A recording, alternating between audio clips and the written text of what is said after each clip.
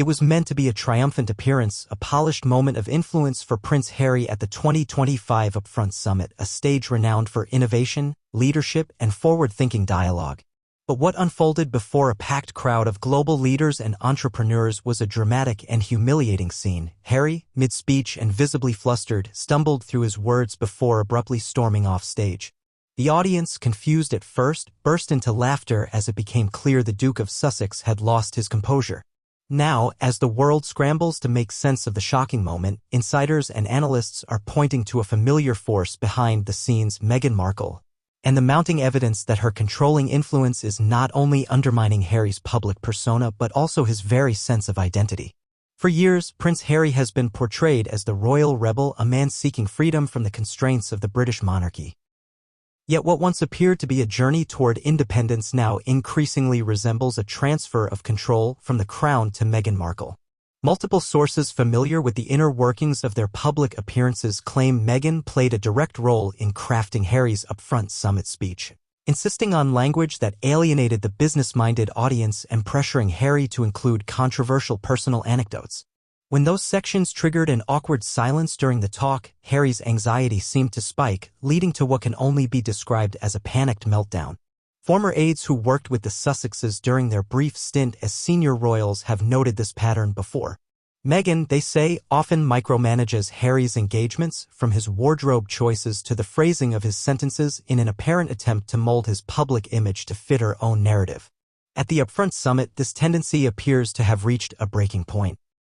One observer, a senior media strategist who attended the event, commented anonymously, "It was like watching someone try to channel another person's voice and failing miserably. Harry didn't sound like Harry." Behind the scenes, tensions had reportedly been building for days. According to a leaked memo from a PR consultant who worked with the Sussex team leading up to the event, Harry had expressed repeated doubts about the speech, calling parts of it disconnected and overworked. Meghan, however, allegedly dismissed his concerns, telling staff, "Harry needs to sound stronger, bolder. That's how we win respect." The phrase "we win" caught the attention of the consultant, who noted that the summit was supposed to be Harry's solo moment, a platform for him to demonstrate his own leadership and vision apart from the Sussex brand.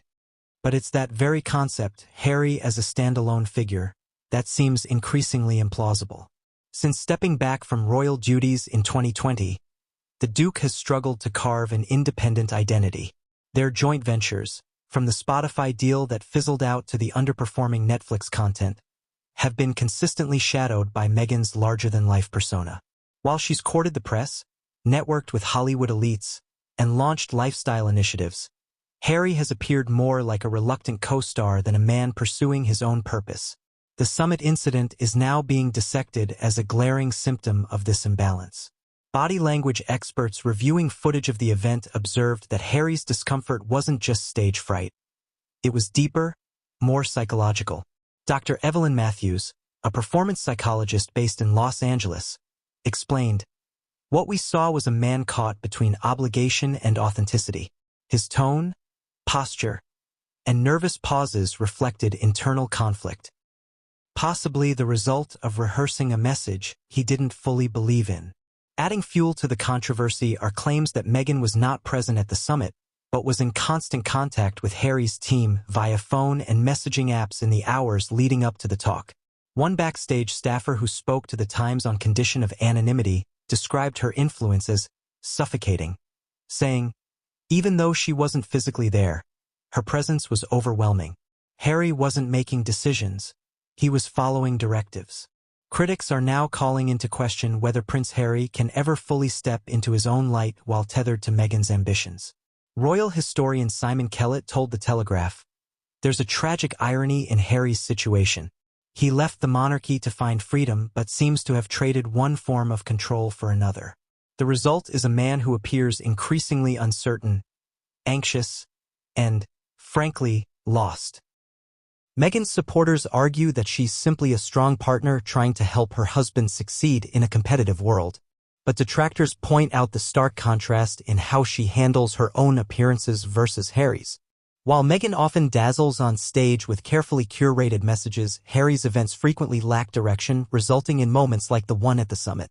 Critics suggest that Meghan's strategy prioritizes her personal brand over Harry's growth, using his royal status as a backdrop to her own aspirations. What happens next for the Duke of Sussex is unclear. In the immediate aftermath of the Upfront Summit disaster, sources say Harry cancelled several follow-up media interviews and retreated to a private residence in Santa Barbara. Meghan has not publicly commented, though her spokesperson released a brief statement saying she fully supports Harry and is proud of his commitment to global dialogue. Yet behind the PR gloss lies a growing unease. The world is watching not just a royal figure falter, but a once charismatic man struggle under the weight of external influence. The public outburst at the summit may prove to be a turning point, not only for Harry's image but for the future of the Sussex narrative. The question now is not whether Meghan Markle holds sway over Prince Harry. That much seems clear. The question is whether that grip is helping him rise or slowly dragging him down. In the wake of the summit debacle, whispers from former associates and insiders have only grown louder, painting a portrait of a man under immense psychological strain. Some close to the couple claim that Harry's inner circle has all but vanished, replaced by a tightly controlled entourage loyal primarily to Meghan. Friends from his military days and royal advisors who once offered grounding influence have reportedly been sidelined or cut off entirely. This growing isolation, they argue, has left Harry without the support he once relied on to maintain his mental stability and public confidence.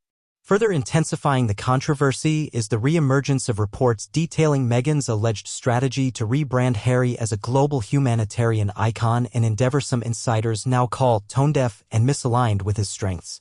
While Harry has always been passionate about causes like mental health and veterans' welfare, the scripts and settings he's placed in often seem tailored more to Meghan's media sensibilities than his own voice. The summit speech, loaded with buzzwords and PR jargon, is being seen as a textbook example of this disconnect. Public reaction has also taken a sharp turn. Once viewed sympathetically as a man caught in the crossfire of royal drama, Harry is now increasingly perceived as a figure of pity, or worse, derision.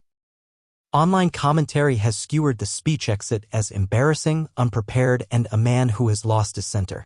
Even traditionally supportive American outlets have begun questioning the authenticity of the Sussex brand. As speculation grows over a possible reevaluation of their joint ventures, one thing is clear: the Upfront Summit was more than a failed public appearance, it was a warning sign. For Prince Harry to reclaim his voice, he may first need to break free from the very partnership that once promised to empower him.